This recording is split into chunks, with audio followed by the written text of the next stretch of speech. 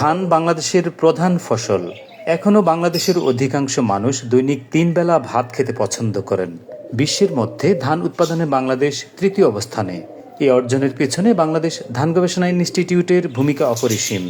এদেশের বিশাল জনগোষ্ঠীর খাদ্য ও পুষ্টি চাহিদা মেটানোর জন্য বাংলাদেশ ধান গবেষণা ইনস্টিটিউট উচ্চ ফলনশীল একাধিক ধানের জাত উদ্ভাবন করেছেন। এর মধ্যে আমন মৌসুমের জাত বৃধান 103 উল্লেখযোগ্য।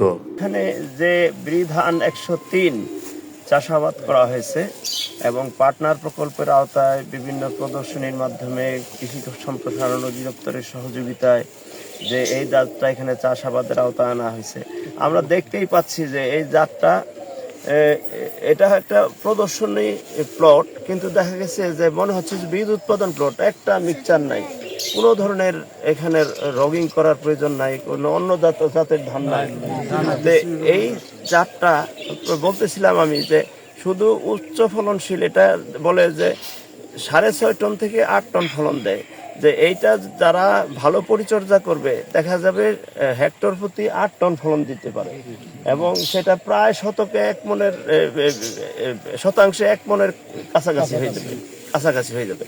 তো এই জাতটা আশা করি এই অঞ্চলে বুড়িচং উপজেলায় আরও এটার সম্প্রসারণ বেশি হবে এবং একটা উপসি জাত যখন এক কৃষক থেকে আরেক কৃষকে আরও ছড়ায় যাবে তখন শুধু কৃষক লাভবান হবে না, এটা দেশের খাদ্য নিরাপত্তায় বিরাট ভূমিকা রাখবে। তখন খাদ্য নিরাপত্তা আরও স্থায়িত্ব লাভ করবে এবং কৃষক সমৃদ্ধ হবে। যে কোনো গবেষণা প্রতিষ্ঠান কর্তৃক উদ্ভাবিত ফসলের নতুন জাত কৃষকের মাঝে জনপ্রিয় করে তোলার জন্য কৃষি সম্প্রসারণ অধিদপ্তর মাঠ পর্যায়ে তা বাস্তবায়ন করে থাকেন। বর্তমানে বাংলাদেশ খাদ্যে স্বয়ংসম্পূর্ণ। কৃষি সম্প্রসারণ অধিদপ্তর বিভিন্ন টেকসই পরিকল্পনা মাঠ পর্যায়ে চলমান রেখে বাংলাদেশের আর্থসামাজিক উন্নয়নে অবদান রেখে চলছে।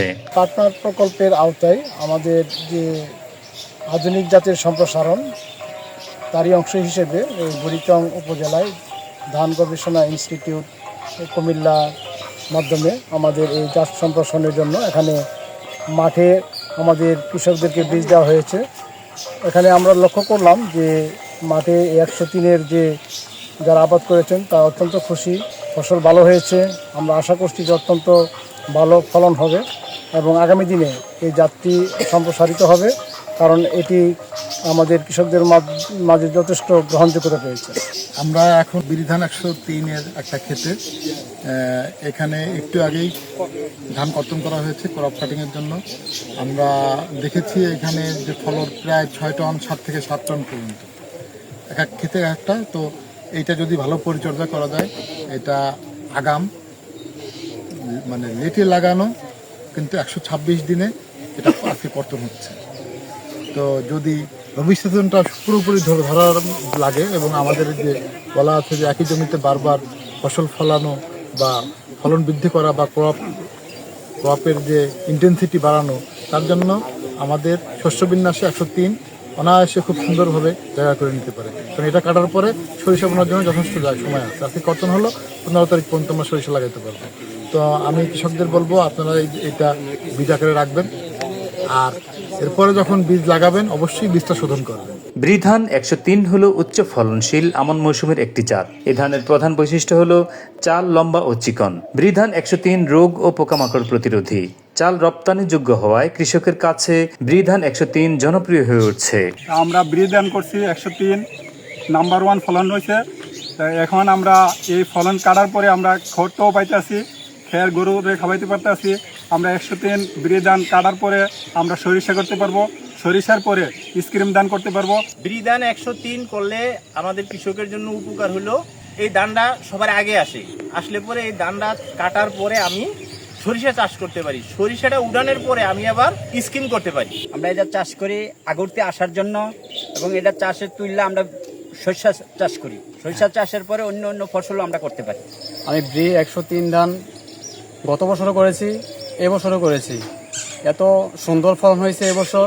বাংলাদেশ ধান গবেষণা ইনস্টিটিউট কর্তৃক পার্টনার প্রোগ্রামের আওতায় আমাদের বুড়িচং উপজেলায় বৃধান 103-এর বুড়িচং উপজেলায় দেওয়া হয়েছিল। তারই অংশ হিসেবে আমরা বুড়িচংয়ের রাজাপুর ইউনিয়নের শঙ্কুচালের উত্তরপাড়া গ্রামে এখানে 5টি প্লট ছিল আমাদের বৃধান 103-এর এবং এটার ফলন খুবই ভালো হয়েছে এবং আমরা আশাবাদী এই জাতটি আমনের একটা মেগা ভ্যারাইটি হবে এবং খুব দ্রুত সম্প্রসারিত হবে। যদিও এবছর আবহাওয়ার প্রতিকূলতার কারণে আমাদের ফলনে কিছুটা হ্যাম্পার করেছে, কিন্তু সামনের বছর যদি উপযুক্ত পরিচর্যা নেওয়া যায় আশা করছি এটা 8 টনের উপর ফলন হবে।